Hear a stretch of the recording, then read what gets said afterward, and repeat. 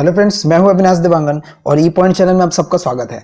तो आज हम CSIR नेट के ऑनलाइन कोर्सेज को आगे बढ़ाएंगे, जिसमें हम रियल एनालिसिस के चैप्टर सीरीज के कुछ टॉपिक्स को हम देखेंगे। ये हमारे इस चैप्टर का 5th नंबर का पार्ट है।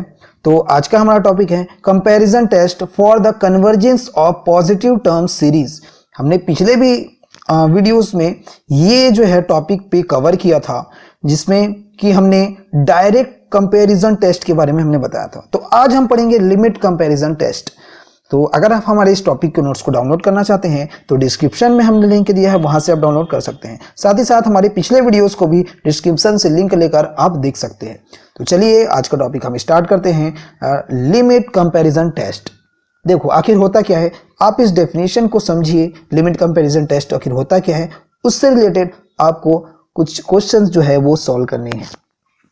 देखिए, let summation UN and summation VN, ये टू सीरीज है the positive terms such that the limit of n tends to infinite UN upon VN is equal to L।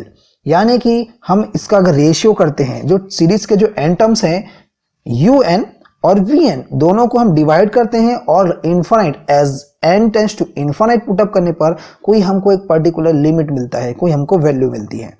तो इस case में देखिए, अगर ऐसा होता है हमारे पास, तो L is finite and non zero. देखो L की वैल्यू जब फाइनाइट मिलेगी या नॉन जीरो मिलेगी हमको, फाइनाइट और non zero, then the both series divergence और कन्वर्जेंस टुगेदर। यानी कि अगर हमको L की इन दोनों को डिवाइड करने पर L की वैल्यू यहां पर फाइनाइट और नॉन जीरो अगर मिलता है, तो इसका मतलब यह है कि सीरीज जो है वो डाइवर्ज भी कर सकता है और कन्वर्ज भी कर सकता है।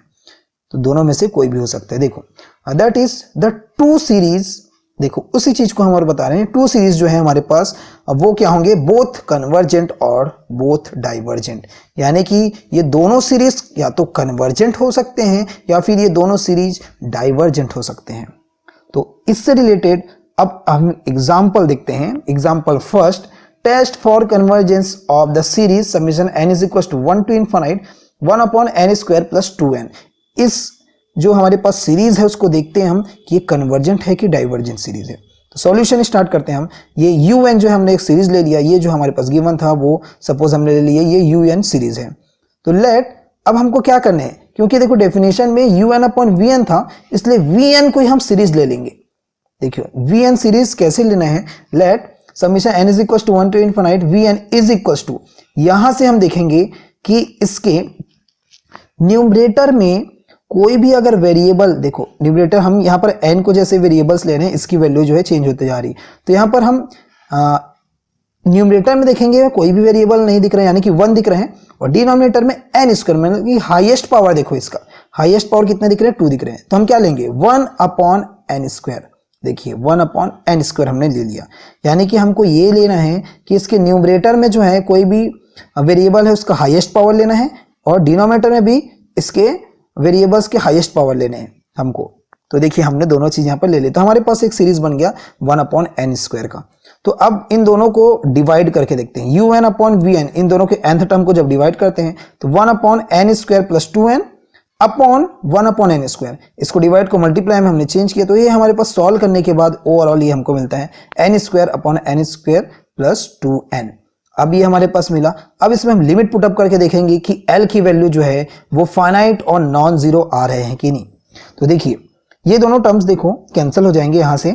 अगर यहाँ से हम n स्क्वायर कॉमन लेते हैं यहाँ पर, तो हमारे पास बचेगा 1 प्लस 2 अपॉन n। देखिए उसी चीज को हमने लिखा 1 प्लस 2 अपॉन n। तो n स्क्वायर कैंसिल। तो अब इसमें लिमिट रखने पर हमको क्या मिलते हैं, यहाँ पर अगर हम इनफिनाइट रखते हैं तो ये पोर्शन पूरे 0 हो जाएंगे, यानी कि हमको मिल जाएगा ओनली 1। ये देखिए, तो हमारे पास 1 मिला। दिस इज ग्रेटर देन 0, यानी कि ये जो टर्म है वो नॉन जीरो टर्म है और 0 से ग्रेटर है, मींस ये जो है फाइनाइट टर्म है। तो 1 अपॉन n स्क्वायर जो है वो क्या हो जाएंगे, वो कन्वर्जेस हो जाएंगे। तो ये हम जानते हैं क्योंकि 1 अपॉन n स्क्वायर जो है वो कन्वर्जेस सीरीज होता है। तो इससे हम देखते हैं आगे कि by the limit comparison test हमने क्या देखा था, अगर ये कन्वर्जेस हो गए, VN जो है कन्वर्जेस हो गए, यानी कि क्या होंगे, ये जो हमारे पास जो गिवन था सीरीज वो भी कन्वर्जेंट हो जाएंगे, क्योंकि हमने बताया था बोथ सीरीज आर कन्वर्जेंट और बोथ सीरीज और डाइवर्जेंट। तो यहां पर क्या हो गए, सीरीज जो है वो कन्वर्जेंट हो गए। तो आज के वीडियो में इतना ही। हम आपके लिए और भी ऐसे अच्छे अच्छे वीडियोस लाएंगे। तब तक के लिए धन्यवाद।